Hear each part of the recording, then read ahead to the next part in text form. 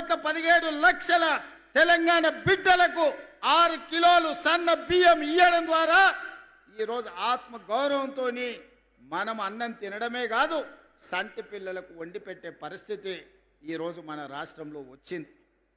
ఈ విధంగా చెప్పుకుంటూ వెళ్తే ఆడబిడ్డల్ని ఆర్టీసీలో బస్సుల్లో ఉచిత ప్రయాణమే కాదు, 1000 ఆర్టీసీ బస్సులకు యజమానులను చేసినాం.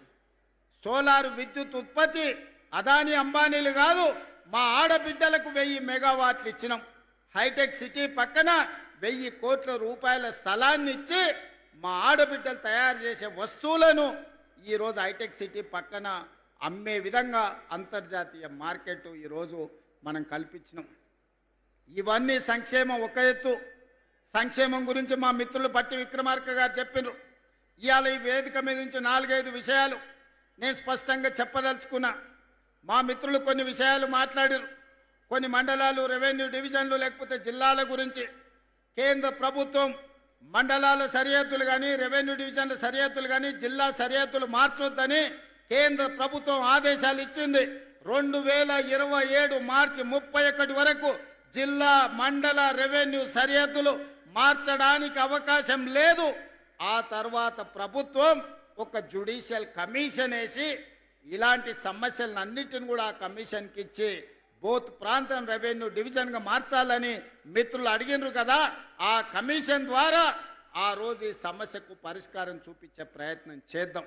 ఇక అదేవిధంగా ఆనాడు ప్రాణహిత చేవెళ్ళ ఈడ తుమ్మిడేటి దగ్గర మొదలుపెట్టి కొడంగల్, తాండూరు, వికారాబాద్ వరకు గోదావరి జలాలను 160 టీఎంసీలు తరలించాలని ప్రాజెక్టు కడితే ప్రాణహిత పేరు మారింది, ఊరు మారింది, అంచనాలు మారినాయి. 1,00,000 కోట్లు గోదావరిలో పోసినట్టు అయింది. కాళేశ్వరం కడితే కూలేశ్వరం అయిపోయింది. 3 ఏళ్లలోనే కట్టుడు కూలిపోడు జరిగిపోయింది. మా ఆదిలాబాద్కు మాత్రం రాలేదు. మా ప్రేమ్ సాగర్ రావు గారు ఎప్పుడు అంటారు, గోదావరి తలా మా పక్కల నుంచే పోతుంది, మాకు మాత్రం నీళ్లు రాలేదు అని. అందుకే ఇవాళ నేను ఈ వేదిక మీద నుంచి మాట ఇస్తున్నా. ఇప్పుడు ప్రారంభించిన సాగునీటి ప్రాజెక్టులే కాదు, తుమ్మిడేటి నుంచి ప్రాణహిత చేవెళ్ళ ప్రాజెక్టును తిరిగి ప్రారంభిస్తాం. ఆదిలాబాదుకు నీళ్లు ఇచ్చి ఈ ప్రాంతాన్ని సస్యశ్యామలం చేసే బాధ్యత మా ప్రభుత్వం తీసుకుంటుంది. మా సాగునీటి పారుదల శాఖ మంత్రివర్యులు ఉత్తమ్ కుమార్ రెడ్డి గారు సర్వేలు చేపిస్తున్నారు, అంచనాలు సిద్ధం చేస్తున్నారు.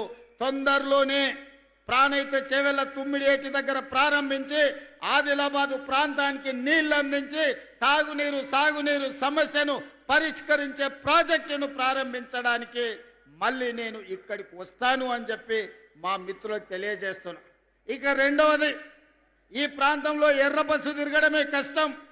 మా పాయల శంకర్, మా ఎంపీ నగేష్ గారు, ఈ ప్రాంతంలో ఉండే మా నాయకులు అన్న హైదరాబాద్కే ఎయిర్పోర్టా, ఆదిలాబాద్కి ఎయిర్పోర్ట్ అక్కర్లేదా అని ఈరోజు కేంద్ర ప్రభుత్వంతో, మోడీ గారితో మాట్లాడినాం, రామ్మోహన్ నాయుడు గారితో మాట్లాడినాం, రాజ్నాథ్ సింగ్ గారితో మాట్లాడినాం. తొందరలోనే వీలైతే జూన్ 2 తారీఖు లోపల ఆదిలాబాద్లో ఎయిర్పోర్ట్ ప్రారంభోత్సవానికి